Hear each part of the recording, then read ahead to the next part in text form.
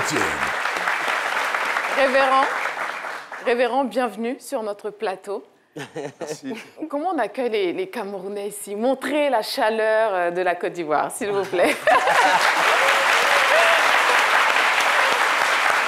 Vous êtes Bamileke. Vous êtes Bamileke, donc du Cameroun. Et il faut savoir que ce grand groupe ethnique se concentre dans l'ouest du Cameroun. C'est un peuple qui est largement représenté dans le pays, notamment démographiquement et économiquement. Vous avez grandi à Douala et également à Edea. Comment c'était un peu la vie jeune à Douala? Pouvez-vous nous raconter? J'ai une vie extrêmement tumultueuse. J'ai commencé à me masturber à 9 ans. J'ai commencé à boire à 11 ans. J'étais professeur de danse, rock'n'roll à 14 ans. Et au lycée, j'étais connu vraiment comme un garçon très brillant, mais en même temps un voyou. Et ça a été mon enfance. Jusqu'à ce que, par la grâce de Dieu, même au campus universitaire, on me connaissait vraiment comme étant un garçon de la nuit, mais quelqu'un de très, très, très intelligent. Par la grâce de Dieu, j'ai été arraché de la vie des ténèbres parce que j'étais vraiment perdu. Jésus m'a aimé, Jésus m'a amené à lui, Jésus m'a transformé. Et il a fait de moi aujourd'hui le vase de miséricorde que je suis. Amen. Amen. Alors, j'ai entendu certaines réactions tout à l'heure quand il a parlé de son passé. Tout est pur pour celui qui est pur.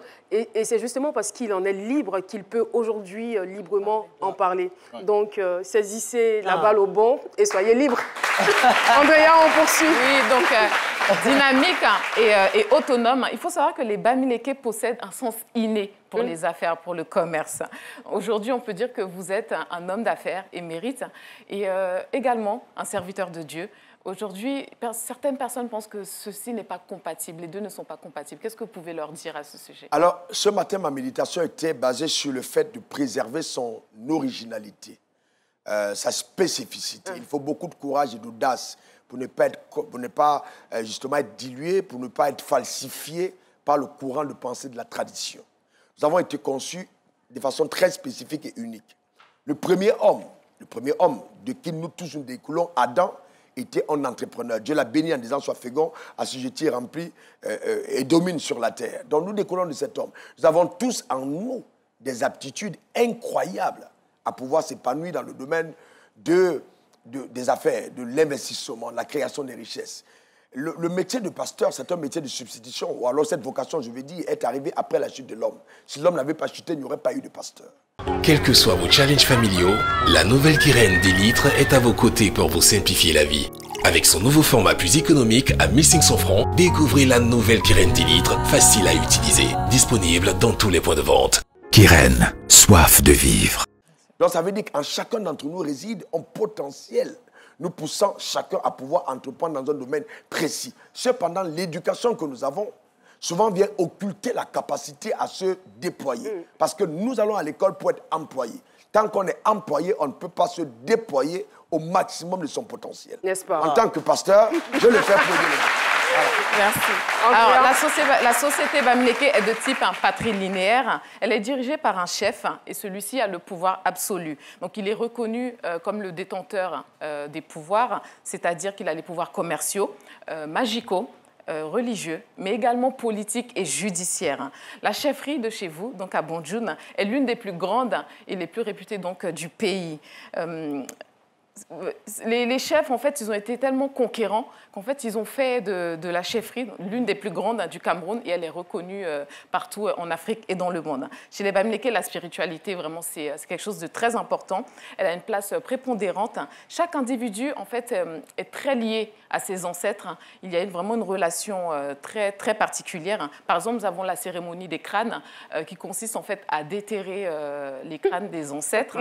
Et donc, par la suite, ils sont donc amenés dans une case et les hommes, par exemple, les initiés donc, de la famille vont faire des offrandes, ce genre de choses vraiment pour continuer à être en lien avec eux et à communier avec eux. Ça permet de développer en fait les relations particulières avec les ancêtres, à communiquer à travers les crânes qui sont sacrés. Les ancêtres sont profondément impliqués dans les affaires des vivants, car ils sont un peu les gardiens en fait, de la famille. Ils agissent comme la police invisible de toute la famille, donc ils les protègent. Nous avons donc ce tissu qui est emblématique chez les Bamileke. Il est beau, hein? Il est très beau, oui. C'est une étoffe en fait traditionnelle des rituels aussi Bamileke du Cameroun. Les formes géométriques, la lune, le soleil, les animaux. Tout ça, en fait, sont des messages codés qui vont permettre, en fait, de transmettre tout ce qui est fécondité, la paix, enfin, les bonnes ondes, en tout cas. J'aimerais dire que les valeurs du peuple, c'est l'organisation, la solidarité, l'honneur. C'est quelque chose qui est très important donc, chez ce peuple, et je pense qu'on peut le voir.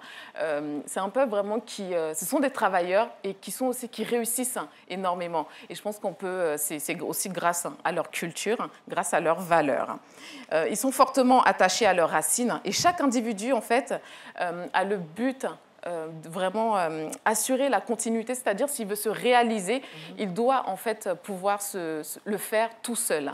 Il doit pouvoir le faire tout seul, et je pense que c'est aussi l'un des secrets de la réussite de ce peuple, qui sont donc travailleurs. J'aimerais terminer cette chronique avec un petit mot. Lorsqu'on regarde... Ah, j'ai eu peur, j'ai pensé que c'était un proverbe. Et les proverbes, franchement... Non. Pas un proverbe aujourd'hui. Quand on regarde votre parcours, on peut dire qu'avec la foi, vous avez rendu ce qui était impossible possible. Donc, bravo. Il a déplacé les montagnes à partir de sa foi.